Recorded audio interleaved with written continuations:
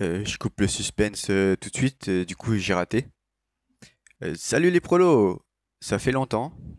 Nouvel épisode pour analyser cet échec et la suite de cette chaîne. Alors bon, allons-y. J'avais donc validé pour rappel l'étape 1 du FTMO après deux gros drawdowns où on avait réussi à valider avec une reprise en main. L'étape 2 commençait plutôt bien. J'étais à 206K sur 210 en latent. Et j'ai fini, du coup, il y a 2 semaines, enfin 3 semaines, le 25, j'ai été out pour plusieurs raisons euh, qu'on va voir maintenant. Déjà, j'avais la flemme de faire des vidéos. Et je pense que j'étais dans une période où j'avais un peu la flemme de tout et j'étais un peu démotivé de tout. Donc, je vais lancer un paint. Paint. Hop. Désolé pour vos petits yeux. Voilà. Prendre un stylo. Petit 1. Hop. Pas trader quand vous n'êtes pas dans le meilleur des moods. Voilà. Faut pas se forcer. Donc c'est la leçon numéro 1. Je pense que j'avais un peu la flemme de trader. Un peu la flemme tout court dans ma vie. J'étais focus sur League of Legends. C'est pas le meilleur, mais bon, voilà, c'est comme ça. Et j'ai un peu enfin, mis de côté ça. Et deuxième raison, du coup, je l'ai pris pour acquis quand j'étais à 206K. Donc 2.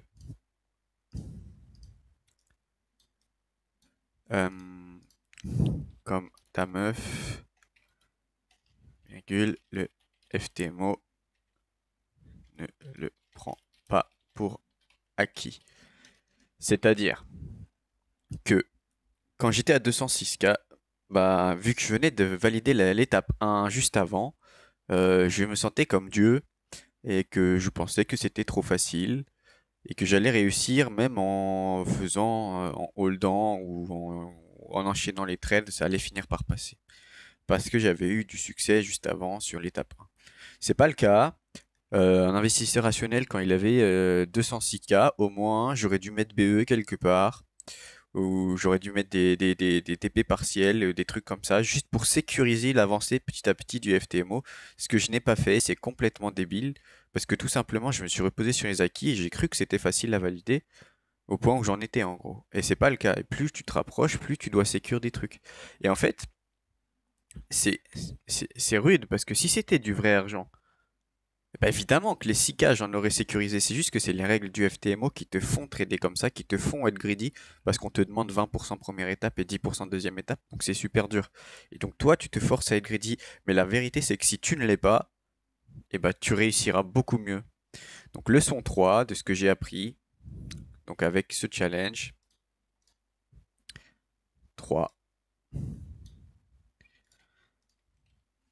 Greedy, tu ne seras pas. TP, tu feras. BE, tu n'hésites pas. Ça veut dire que, imaginons que tu risques 1 et tu veux gagner 3, donc RR de 3.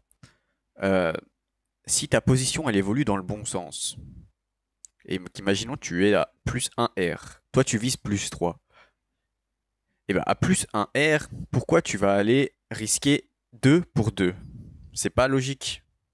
Sauf si ton win rate, même si ton win rate il en vaut ça passe avec ça, tu vas pas risquer 2 pour 2. Donc si ta position est à plus 1 R, tu dois sécuriser au moins le TP, un TP partiel, ou bien mettre ta position à BE, ou bien mettre ta position à BE plus 0,5.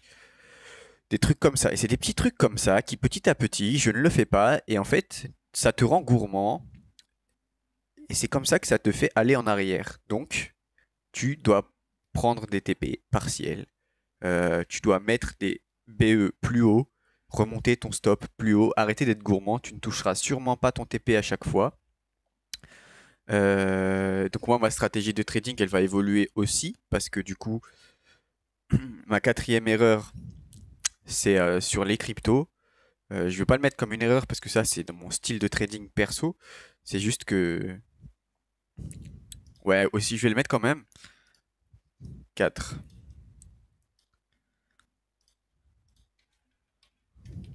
Overtrade, tu ne feras pas, même si tu as envie de catch ce putain de bottom. Il ne se fera pas en VTKT, mon bro. Voilà, donc j'ai fait. Attends, bah, je vais mettre mon Excel. J'ai fait beaucoup de pertes en crypto avec un risque trop gros. Euh, Beaucoup trop gros. Je me suis fait sécher sur la mèche là de moins 50% de Ethereum en 2 jours. J'ai pris pas mal de pertes dessus parce que j'étais trop leveragé et que même si je voulais faire du swing, ma position était trop grosse pour ce marché de crypto-monnaie. C'est-à-dire que c'était pas normal d'avoir des positions trop grosses comme ça sur ce marché-là parce que ça peut aller trop vite dans les deux sens. Alors même si dans l'autre sens ça aurait été bon, ça aurait été du gamble en réalité. C'est pas vraiment du trading. Enfin si c'est du trading, mais avec si j'avais mon FTMO validé, j'aurais jamais pris ce type de risque.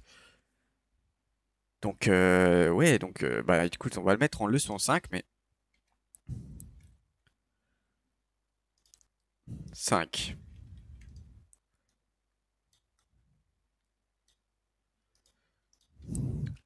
Aussi dur soit-il, virgule, patient, tu dois être tradé comme si c'était ton argent, tu feras. Point. Ça veut dire quoi? Ça veut dire que tu dois considérer que cet argent, il est à toi. Parce que quand tu fais ton trial FTMO, et tu sais ce que je dis, si t'en fais un, tu ne prends pas les mêmes risques que si ton compte était déjà validé. Comme j'ai dit tout à l'heure, on te force à faire 20% puis 10%. Mais la vérité, c'est que prends ton temps, et ça viendra. Respecte les règles ci-dessus. La vérité, c'est que si tu prends ton temps et que tu y vas petit à petit, eh bah, tu y arriveras beaucoup plus en moyenne que si tu fais des gros sizes et que tu gambles de la grosse volatilité. Voilà. Voilà. Du coup, moi, j'ai perdu pas mal en crypto. Et à côté de ça, en fait, comme j'avais déjà remarqué sur enfin, dans d'autres sessions de trading, et ben, j'ai fait de belles analyses côté stock et côté gold. C'est-à-dire que je voyais bien l'évolution de marché, que ce soit dans un sens ou même dans le sens short sur ce coup-là.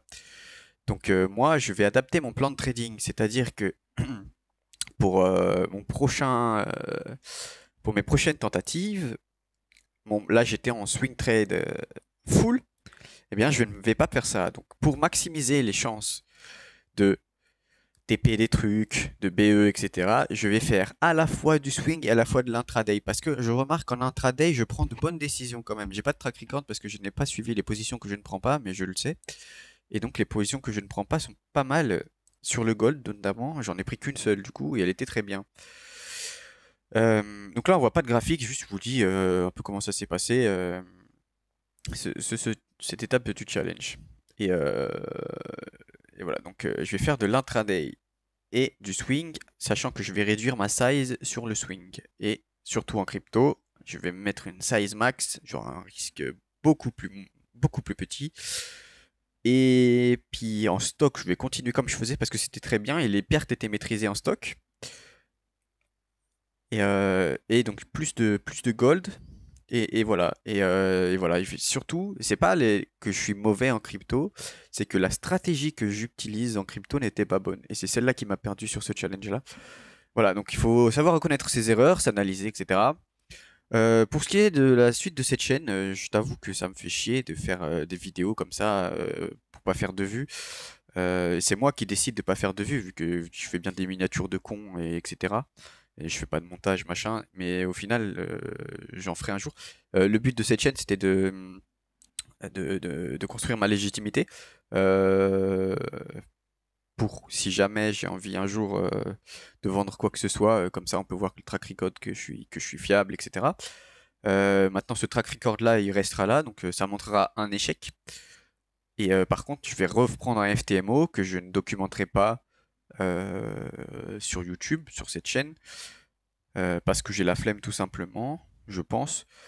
Je ferai, je prendrai du coup un nouveau FTMO, je le ferai dans mon coin. Si je ne le valide pas, je ne reviendrai jamais. Si je le valide, je vous le dirai et je reviendrai sur cette chaîne. Donc je posterai une vidéo avec un condensé de toutes mes positions, un truc comme ça, un truc bien fait, je pense. Donc un jour, peut-être qu'il y aura une nouvelle vidéo avec un FTMO validé. Donc s'il y a une prochaine vidéo de moi sur FTMO, ce sera ça. Et voilà, parce que j'ai la flemme de refaire des épisodes et tout. Voilà, bon, il faut de la régularité, etc. C'est peut-être un bon moteur pour apprendre la discipline, mais j'ai la flemme en fait. Si ça faisait des vues et tout, un truc de fou. D'ailleurs, je vous serais très reconnaissant de vous être abonné. Restez abonné si vous voulez voir la surprise de si un jour je valide. Voilà. Et puis je vous souhaite de valider votre FTMO. Prenez ces règles-là quand même, elles sont importantes. Je pense qu'elles peuvent servir à pas mal de gens. Et puis à la prochaine, je vous remets ça. Et donc moi, dans mon coin, on va valider on va lancer un FTMO numéro 3, toujours à 200K. Parce que je peux me le permettre, hein, c'est aussi ça. Euh, et puis on va être plus rigoureux, on va mettre plus de règles et on reviendra plus fort, je l'espère, parce que le trading ça reste une passion et mine de rien j'apprends beaucoup avec toutes ces erreurs. Donc au final, je reste confiant sur le fait de ma capacité à valider un FTMO. Bon voilà, ciao, bisous les prolos, à plus tard ou à jamais.